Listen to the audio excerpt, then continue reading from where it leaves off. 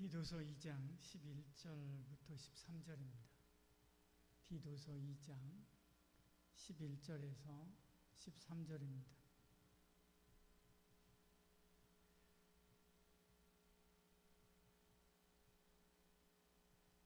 모든 사람에게 구원을 주시는 하나님의 은혜가 나타나 우리를 양육하시되 경건치 않은 것과 이 세상 정욕을 다 버리고 신중함과 의로움과 경건함으로 이 세상에 살고 복스러운 소망과 우리의 크신 하나님 구주 예수 그리스도의 영광이 나타나심을 기다리게 하셨으니 아멘. 아멘.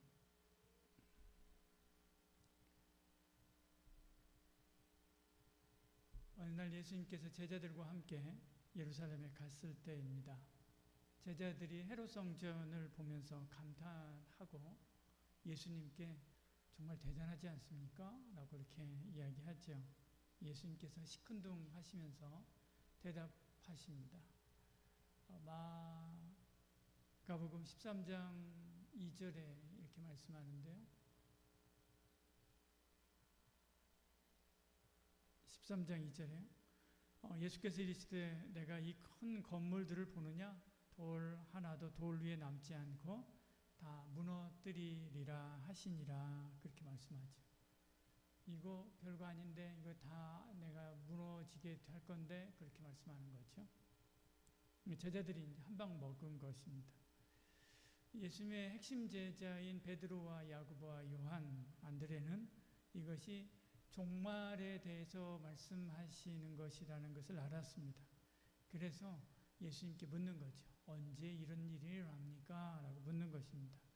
그때 주님께서 마지막 때 일어날 일들에 대해서 설명을 하십니다. 그게 이제 마가복음 13장 4절에서 32절까지 말씀인데요. 한번 찾아보시겠어요, 여러분?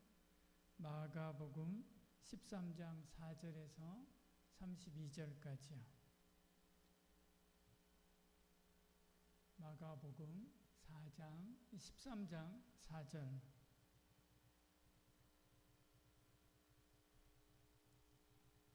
이 중에서 우리 그냥 4절에서 13절까지만 읽겠습니다. 4절에 13절까지요. 우리에게 이르소서 어느 때에 이런 일이 있겠사오며 모든 일이 이루어지리 할 때에 무슨 징조가 있사오리이까? 예수께서 이르시되 너희가 사람의 미혹을 받지 않도록 주의하라. 많은 사람이 내 이름으로 와서 이르되 내가 그라 함이하여 많은 사람을 미혹하리라. 난리와 난리의 소문을 들을 때 두려워하지 말라. 이런 일이 있어야 하되 아직 끝은 아니니라. 민족이 민족을 나라가 나라를 대적하여 일어나겠고 곳곳에 지진이 있으며 기근이 있으리니 이는 재난의 시작이라. 너희는 스스로 조심하라. 사람들이 너희를 공회에 넘겨주겠고 너희를 회당에서 매질하겠으며 나로 말미암아 너희가 권력자들과 임금들 앞에 서리니 이는 그들에게 증거가 되려 함이라. 또 복음이 먼저 만국에 전파되어야 할 것이니라. 사람들이 너희를 끌어다가 넘겨줄 때에 무슨 말을 할까 미리 염려하지 말고 무엇이든지 그때 너희에게 주시는 그 말을 하라. 말하는 일은 너희가 아니요 성령이시니라. 형제가 형제를 아버지가 자식을 죽이는데 내주며 자식들이 부모를 대적하여 죽게 하리라. 또 너희가 내 이름으로 말미암아 모든 사람에게 미움을 받을 것이나 끝까지 견디는 자는 구원을 받으리라. 아멘. 정리하면 이런 것입니다. 대대적인 전쟁이 일어난다. 지금도 전쟁 많이 일어나죠. 지금도 지진, 기근, 자연재해들이 발생한다. 전도자들이 핍박을 받지만 복음은 전 세계로 확산되어 전해지게 된다. 극도로 이기적인 세상이 된다라고 이야기합니다. 가증한 것들이 활개를 친다. 거짓 선지자들이 판을 친다. 거짓 메시아가 나타난다라고 이야기하는 거죠. 우주의 질서도 어지러워진다라고 이야기합니다. 요즘에는 기후 변화가 피부로 이렇게 느껴지지 않습니까? 오늘 우리 시대를 보면 예수님 말씀하셨던 이 종말의 시간, 이 시간이 정말로 가까이 온 것 같습니다. 이 사진은 1950년 12월에 장진호 전투에서 중국군의 포위망을 뚫은 미국이 흥남으로 향하게 되죠. 원산이 중국에 넘어가면서 육지로의 퇴로가 막히게 됩니다. 그래서 미군하고 국군 10만 명이 흥남항에 집결해서 배를 타고 이제 철수하려고 하는 것이죠. 지금 캡처한 것은 작년에 KBS에 나왔던 그 보도 사진입니다. 미국은 이제 철수하려고 할 그때 난민들이 그 주소로 몰려오게 됐죠. 한 10만여 명이 몰려왔다고 합니다. 그래서 그 사람들을 태우고 철수하게 됐죠. 가장 많은 사람들을 태운 배는 14,000명이나 태웠다고 합니다. 12월 24일 마지막 배가 흥남을 떠나는 순간 미군은 이제 부두를 폭파하고 그리고 이제 가게 됐죠. 그리고 배가 도착한 곳이 거제도였습니다. 거제도 장승포 항이었는데요. 멀리서 온 타지인들을 거제 주민들이 따뜻하게 맞아줬습니다. 이 거제도는 제일 밑에 있잖아요. 그러니까 빨갱이 해가지고 북쪽에서 왔다고 하니까 이 사람들은 얼굴이 빨갈 것으로 생각을 했었답니다. 근데 실제로 보니까 우리하고 똑같은 사람이거든요. 그러니까 굉장히 따뜻하게 맞이해줬다 그렇게 이야기를 합니다. 그래서 거제도에 가면 이런 북쪽에서 왔다가 거기에 있었던 분들이 살던 그런 동네들도 있고요, 마을도 있고 그렇습니다. 이 배를 타느냐 그렇지 않느냐에 따라서 생사가 갈리게 됐지요. 하나님도 마찬가지로 이 땅, 마지막으로 이 땅을 불사르고 이 우주에서 철수하는 날이 옵니다. 그때 아버지 집으로 돌아간 배를 탄 사람, 이 사람은 살고 그렇지 않은 사람은 죽는 거죠. 노아의 방주를 탄 사람은 살고 그렇지 않은 사람은 죽었듯이요. 마지막 때에 예수님을 믿는 믿음이라고 하는 배를 탄 사람은 살고 그렇지 않은 사람은 죽는 거지. 예수님의 제자인 저와 여러분은 미군 병사들처럼 마지막까지 사람들을 불러 모아서 그 배에 태워야 됩니다. 구원의 배에 태워야 되는 거죠. 우리의 소망은 여기가 아니라 어디에 있기 때문에요? 저 하늘에 있기 때문에 그렇습니다. 근데 언제 그날이 올지 우리는 잘 모르지요. 32절에 이렇게 말씀하죠. 제일 마지막에 예수님께서 못 박듯이 이렇게 이야기합니다. 그날과 그때는 아무도 모르나니 하늘에 있는 천사들도 모르고 아버지만 아시느니라 그렇게 말씀하죠. 아버지가 결정하기 때문에 그렇습니다. 베드로는 말하기를 그날은 도둑같이 온다 그렇게 이야기합니다. 베드로서 3장 10절에 이렇게 말씀하죠. 주의 날이 도둑같이 오리니 그렇게 말씀합니다. 그러므로 오늘이나 내일이나 언제 와도 언제 그날이 올지 모릅니다. 그리고 언제 와도 이상하지 않습니다. 지금 이 순간에 와도 이상하지 않는 거지. 그러므로 우리는 오늘이나 내일이나 언제든지 주님이 오실 그날을 고대하고 준비하면서 살아야 됩니다. 언제든지 항상 준비하고 그리고 살아야 되는 것이지요. 그럼 베드로는 어떻게 준비하며 살아야 되는가를 베드로는 이렇게 설명을 해놨습니다. 베드로후서 3장 11절 13절입니다. 같이 읽어볼까요? 이 모든 것이 이렇게 풀어지니 너희가 어떤 사람이 되어야 마땅하냐? 거룩한 행실과 경건함으로 하나님의 날이 임하기를 바라보고 간절히 사모하라. 그날에 하늘이 불이 타서 풀어지고 물질이 뜨거운 불에 녹아지려니와 우리는 그의 약속대로 의가 있는 곳인 새 하늘과 새 땅을 바라보도다 말씀하지. 너희가 어떤 사람이 되어야 마땅하냐? 너희가 어떤 사람으로 준비되고 있어야 되느냐라고 이야기하는 것입니다.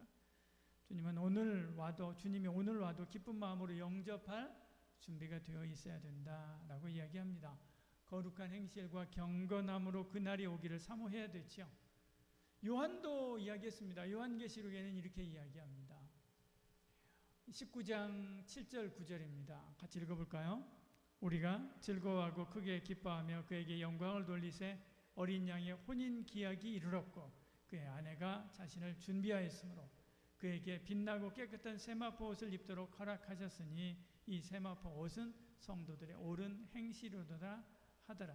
천사가 내게 말하되 기록하라. 어린 양의 혼인잔치에 청함을 받은 자들은 복이 있도다 하고 또 내게 말하되 이것은 하나님의 참되신 말씀이라 하기로 말씀하죠. 깨끗한 세마포 옷을 입고 준비해라 라고 얘기합니다. 그 세마포 옷이 뭐냐? 설명을 하죠. 옳은 행실이다 그렇게 말씀합니다. 오늘 우리 본문으로 읽은 이 성경에서도 바울도 이렇게 준비하라라고 이야기하죠. 디도서 2장 12절에요. 우리를 양육하시되 경건하지 않은 것과 이 세상 정욕을 다 버리고 신중함과 의로움과 경건함으로 이 세상에 살고, 신중함과 의로움과 경건함 이것으로 준비하고 있어야 된다라고 이야기하죠. 베드로는 거룩한 행실, 경건함 이야기했죠.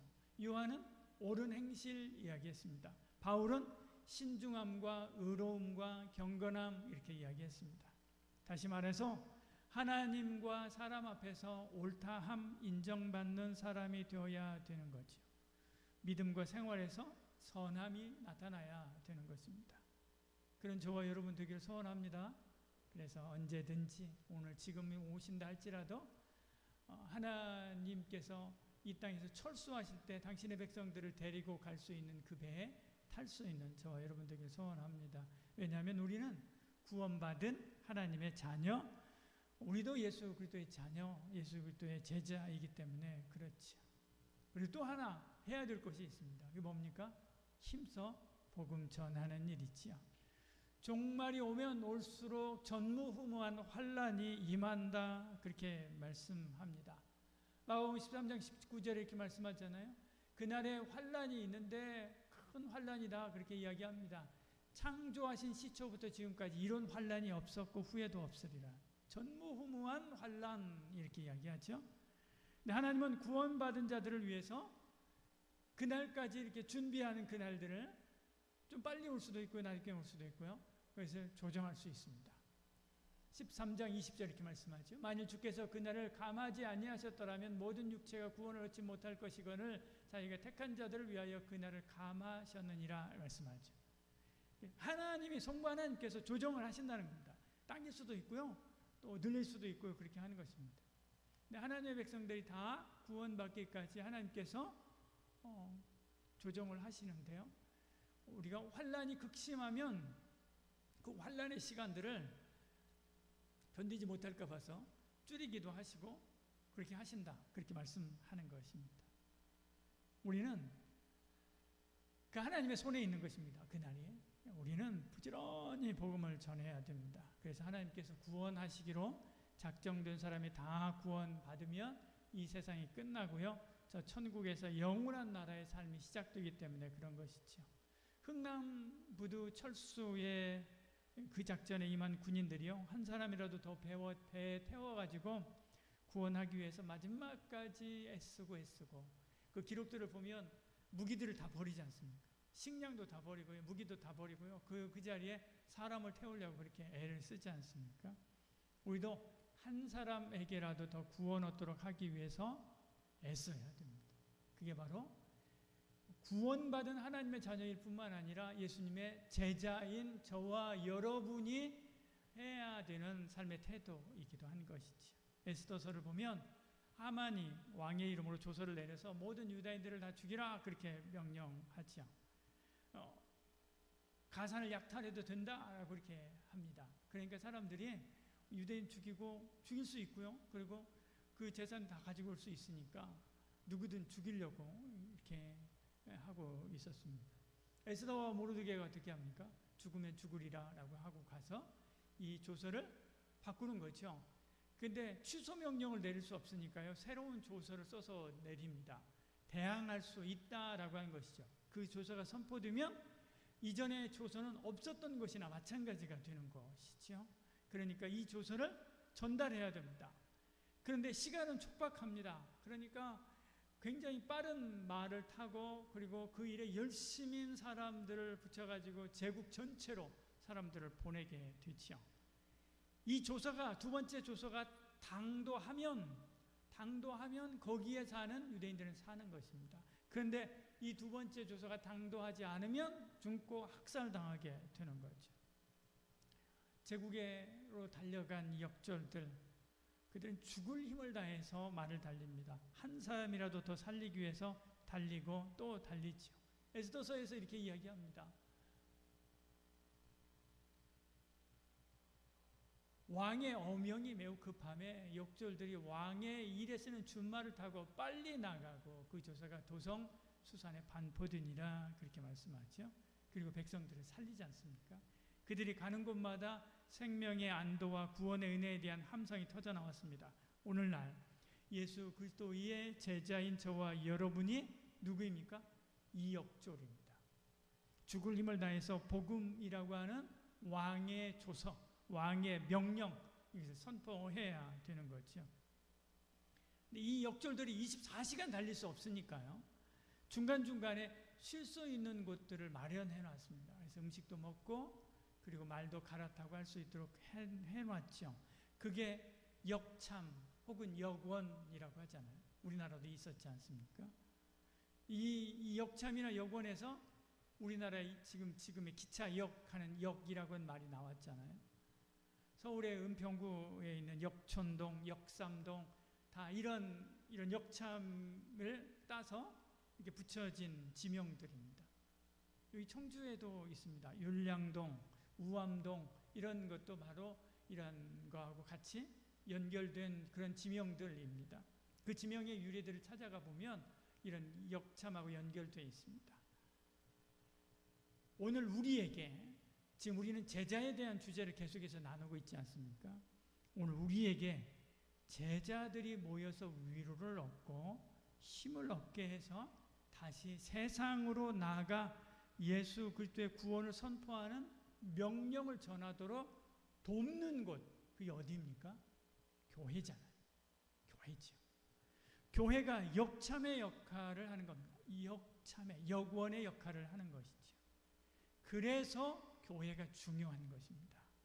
교회가 제 기능을 감당하지 않으면 역졸들이 지쳐서 얼마 못 가서 쓰러지고 마는 것입니다. 그래서 주님이 교회를 세우고요. 그 교회를 그 누구도 침범하지 못하는 그런 영적인 권세를 교회에게 부여해 준 것이죠. 교회가 중요하죠. 그러니까 교회를 생각할 때마다 우리는 본질이 무엇인가를 생각해야 됩니다. 복음을 전해서 죽은 영혼을 살리는 것, 이것이 바로 교회의 본질입니다. 그런데 역졸들이 달릴 생각을 하지 않고 역참이나 역원인 교회에 모여서 우리 분위기 좋고 우리 침대 좋고 우리 음식 좋다라고 하면서 즐거워만 하고 있으면 안 되는 거지. 오늘 우리 교회, 우리 청년부 분위기 좋지 않습니까? 앞서서 헌신하는 청년들에게 정말로 감사하고 또 감사하고 있습니다. 하나님께서도 역시 기뻐하실 것입니다. 그러나 그것이 전부 다가 아닙니다. 복음 전도자로 세상에 보내야 되는 거죠. 우리가 양육해서 서울로 보내고 광주로 보내고 경북으로 보내고 그 보내는 거 아쉬워할 거 하나도 없습니다. 당연한 것이고요. 기뻐해야 됩니다. 우리 이맘때 되면 우리 갔지 않습니까? 저 광주로도 갔고요. 또 어디로도 갔어요. 저기로도 가고 저기로도 가고 샬롬빌도 비었습니다. 다들 이리 가고 저리 가고 정들었던 그 친구들이 서울로 가고 어디로 가고 양육하고 가르쳤던 친구들이 가면 가슴에 한 곳이 구멍이 난 것처럼 허전합니다. 그전 대전으로 가고 그전에는 광주로 가고 그전에는 서울로 가고 허전하지요. 그래서 또 다시 다른 새로 오는 사람들을 다시 맞이하고 또 그들과 관계를 맺고 그들을 섬기고 하는 것 우리가 힘들 때 있습니다. 또 다시 새로 시작하는 거야. 또 다시 새로 관계를 맺어야 또 다시 양육해야 되는 거구나. 그런 마음이 들 때가 있지요. 그리고 가는 사람들 때문에 아쉬운 그런 마음들도 많이 있지요. 그게 당연한 것입니다. 우리가 잘하고 있는 것입니다. 그렇게 해서 세상으로 보내야 되는 것입니다. 기쁜 마음으로 보내고 또 그들을 위해서 부지런히 기도하고 또 기도로 연결해서 영적으로 계속해서 연결하고 그들이 힘들 때마다 힘을 보태주고 돕고 섬기는 저와 여러분 되기를 소원합니다.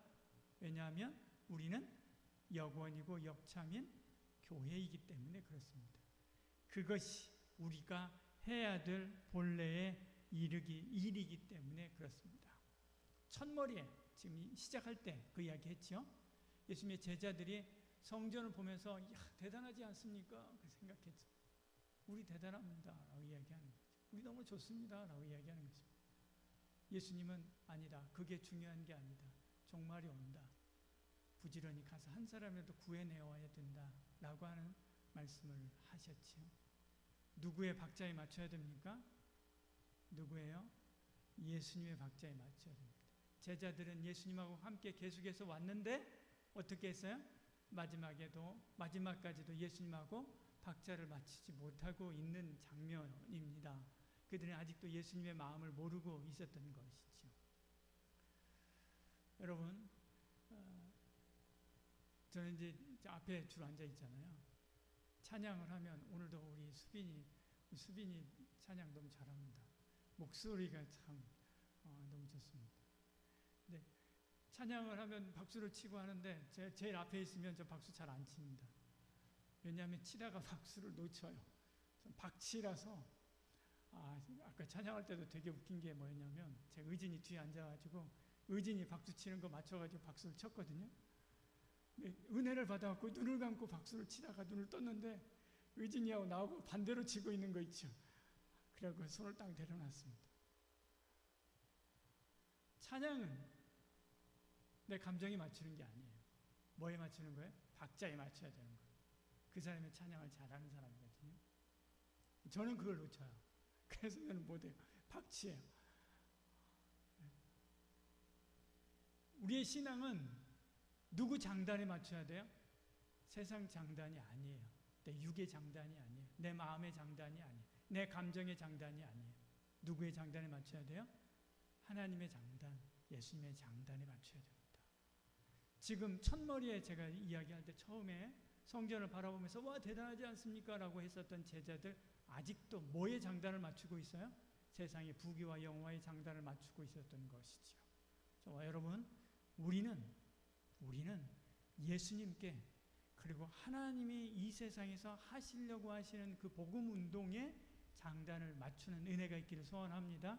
그리고 그 주님이 원하시는 대로 죽어간 영혼들을 부지런히 구하고 또 구해서 한 사람이라도 구해서 살려내는 하나님이 기뻐하시는 그런 교회가 되기를, 청년부가 되기를 축복합니다.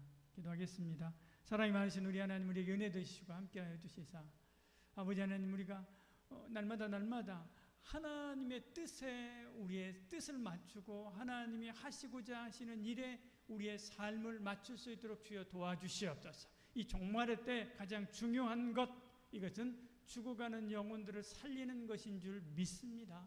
아버지 하나님, 우리가 힘 다하고 또 뜻을 다하고 마음을 다하여 그 주님의 뜻을 쫓게 하여 주시옵소서. 우리 교회 공동체가, 우리 청년부가 그런 하나님이 기뻐하시는 교회가 되게 하여 주시옵소서. 예수님, 오늘도 하나님 앞에 나와 귀한 예물 구별하여 드리고 하루 온종일 충성하고 헌신하는 우리 청년들 있습니다.